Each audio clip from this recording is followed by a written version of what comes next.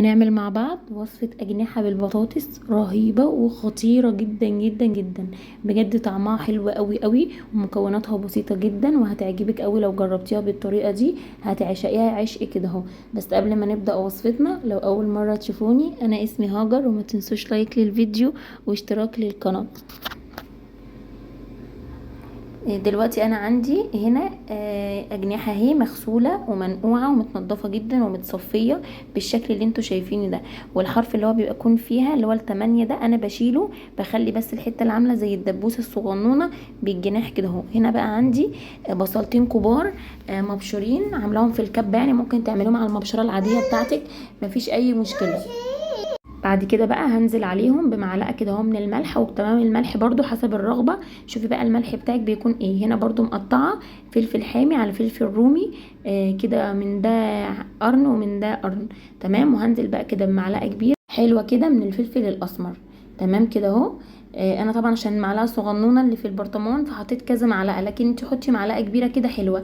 وهنحط برضو معلقه كبيره حلوه من السبع بهارات بنفس معلقه الفلفل الاسمر. انا بحط فيها مكونات كتيره، مكوناتها بسيطه بس ايه بتدي طعم حلو جدا وخطيره. وهنا بقى هنزل بنص معلقه صغيره من الكمون، تمام، نص معلقه صغيره بس بسيطه، ونص معلقه صغننه برضو من الكزبره، تمام كده. يبقى التوابل بتاعتنا كانت فلفل اسود وسبع بهارات ونص معلقه صغيره كمون ونص معلقه صغيره كزبره ناشفه. هدعكهم بقى كويس كده في البصله والفلفل دول زي ما انتوا شفتوا كده، ندعكها جامد جدا عشان ننزل الميه بتاعتها. اوكي، هناخدهم بقى حبه منهم كده نحطها على البطاطس.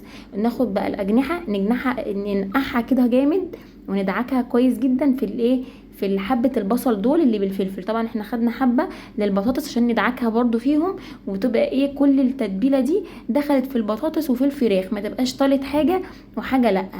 زي ما انتوا شايفين كده، بعد ما دعكت الاجنحه كويس جدا، برضو البطاطس هدعكها كويس جدا جدا كده بالبصل كده لحد ما اشربه لها كله، وكلها ايه تدمج كلها في بعضها، تمام كده اهو بالشكل ايه البسيط اللي انتوا شايفينه ده.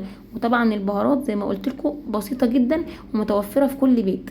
هنا بقى هاخد البطاطس هروح حطها بقى كده اهو على الاجنحه، وهقلبها بقى ايه كويس جدا مع بعضها عشان اخلط كله على كله بالشكل ايه البسيط اللي انتوا شايفينه ده.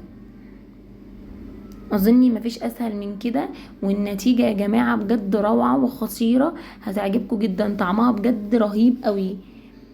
وكمان تغيير عن اللي بتحط ليها صلصة. بصوا هنا بقى انا هستخدم زيت زيتون، تمام. انت تقدري تحطي زيت من العادي خالص، بس انا حابه احط زيت زيتون، هو بيديها طعم حلو جدا. ولو حطيت التاني حلو برضو جدا، فدي حريه شخصيه، حطي اللي عايزاه، الاتنين مش هيضروا يعني. هنا بقى انا رشيت عليهم كده حوالي معلقه، وبرضو معلقه في الصينيه اللي هحط فيها البطاطس بتاعتي بالاجنحه، تمام. هرصها بقى كده اهو بالشكل ده، شكل عشوائي عادي مش رص يعني، كلها كده جنب بعضها فوق بعضها، مفيش اي مشكله، كلها هتستوي وكلها هتبقى حلوه جدا. وهتشوفوها في الاخر شكلها عامل ازاي وطعمها، يعني بجد لو عملتوها انتوا بنفسكم هتحكموا من جمالها ومن حلاوتها، والصوص بتاعها فظيع وخطير قوي. بعد ما رصيتها بقى كده هاخد بقيه التتبيله دي كلها كده انزلها على الوش بالشكل ايه اللي انتوا شايفينه ده.